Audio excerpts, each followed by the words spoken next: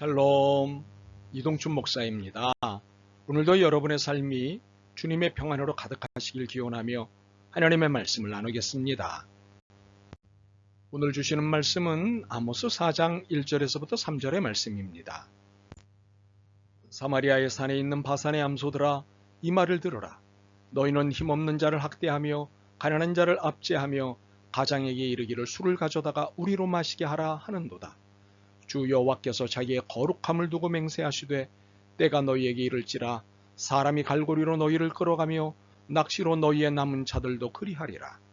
너희가 성 무너진 데를 통하여 각기 앞으로 바로 나가서 하르몬에 던져지리라. 여호와의 말씀이니라. 아멘. 아모스 4장 1절로부터 3절 말씀을 본문으로 신앙은 종말론적 신앙이어야 라는 제목으로 말씀을 나누도록 하겠습니다. 종교를 포함해 사회 곳곳에서 나타나는 부정과 부패는 지도층 인사들의 탐욕에 의한 것들입니다. 그런데 그 탐욕의 본거지가 그들의 집안에서 시작되고 있다는 사실입니다. 이를 본문이 폭로하고 있습니다. 본문이 말하는 암소들은 지도자들의 부인들입니다. 그러므로 본문은 남편을 부추겨 부와 권력을 쌓고 그것을 즐기는 부인들을 고발하고 있습니다. 사실 이들 지도자들은 이미 충분히 부하고 충분히 힘이 있습니다. 본문이 말하는 바산은 비옥한 땅, 그래서 풍성한 수확물이 있는 땅입니다. 바산의 암소들인 지도자들의 부인들은 이미 풍성함을 누리고 있는 것입니다. 그런데도 더 많이 소유하고 싶어서 비정상적인 방법을 사용하는 것입니다. 이런 이들을 하나님은 문제의 본질로 지적하시는 것입니다.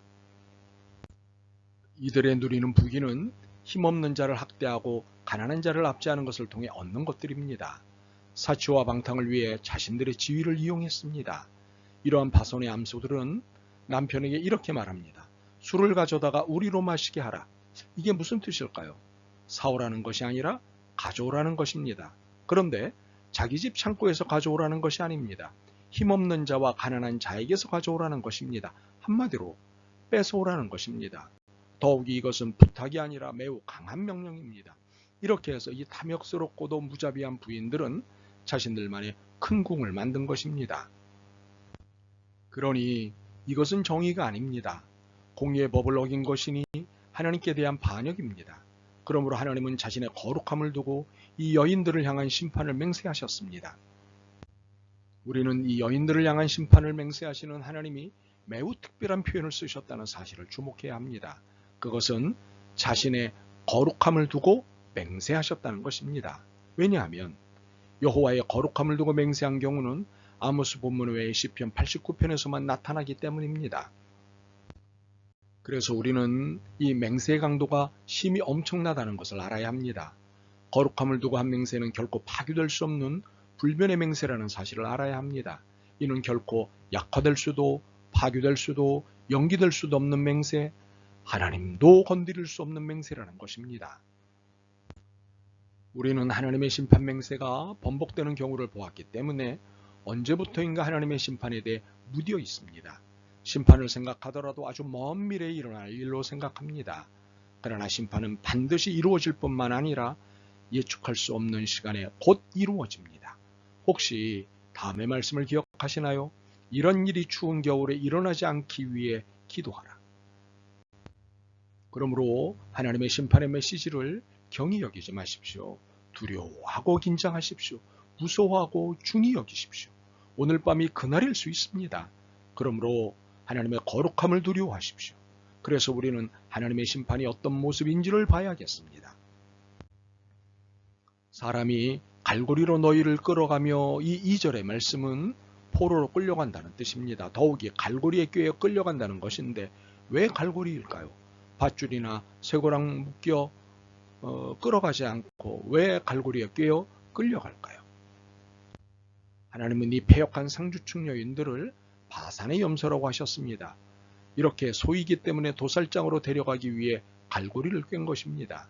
또한 낚시로 너희의 남은 자들도 그리하리라는 2절의 표현은 갈고리로 꿰어간다는 표현의 동의어로 볼 수 있습니다.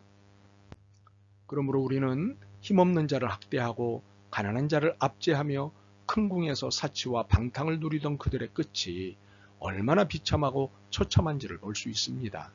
그러므로 욕망의 결국은 사망을 낳는다는 말씀을 기억해야 합니다.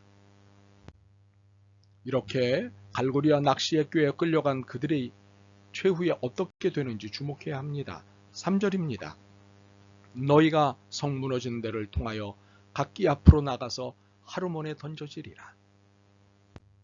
이 거침없던 여인들이 성문을 통해 성을 나가려고 하나 나가지 못합니다. 아니, 성문을 사용할 필요가 없습니다. 성이 무너졌으니 그냥 그대로 나가기만 하면 되기 때문입니다.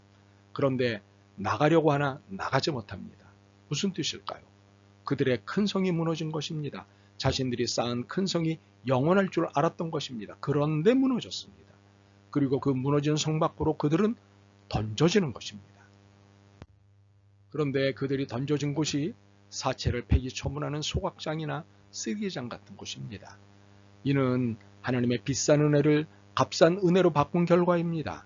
하나님의 이름을 팔아서 큰 성을 만들고는 하나님을 반역한 그들의 최후는 비참한 사체 처리장입니다. 그러므로 오로지 모든 것에 가격을 매기고 가치를 따지는 큰 성의 삶은 반드시 사체 처리장에 던져진다는 하나님의 거룩한 맹세를 늘 기억해야 합니다. 그러므로 건전한 사회에 필요한 것은 매춘, 성적 부도덕, 우상숭배 등을 추방하는 것뿐만 아니라 사치와 부정, 불의에 대한 방임과 부추김을 추방해야 하는 것입니다. 이 일에 적극적이어야 할 사람은 남성들만이 아니라 여성들, 남편만이 아니라 아내도 해당됩니다. 이를 아모스는 강하게 말씀하고 있습니다. 더욱이 이런 일에 지도층 인사들, 상류층 인사들이 더욱 적극적으로 나서야 한다는 것입니다. 그렇다면 그리스도인인 우리는 더할 나위 없이 더욱 적극적으로 나서야 합니다. 더 이상 바산의 소나 암소가 있어서는 안 됩니다. 아내나 남편을 기쁘게 하기 위해 살아가는 것이 아니라 하나님이 기뻐하시는 정의와 공법, 인내와 인애, 성김과 사랑, 절제와 검소를 몸소 살아내야 합니다. 힘없는 자를 학대하고 가난한 자를 압제하는 사회구조를 아내와 남편이 함께 힘을 모아 몰아내야 합니다. 그러므로 자녀들에게 큰 궁을 만들고 차지하는 교육을 시키지 마십시오. 반드시 하나님의 종말론적 심판을 주지시켜야 합니다. 하나님의 거룩한 맹세와 정의를 가르쳐야 합니다. 그래야 하나님 나라가 임합니다. 아멘. 주님, 신앙 회복이 너무도 절실한 시절임을 깨닫습니다. 교회 안팎으로 빼앗김과 짓밟음이 은밀하게 자행되는 악이 있음을 아시는 주님, 하나님의 심판이 두렵사오니 이런 악을 제거할 수 있는 용기와 믿음을 주옵소서. 예수 그리스도의 이름으로 기도드립니다. 아멘.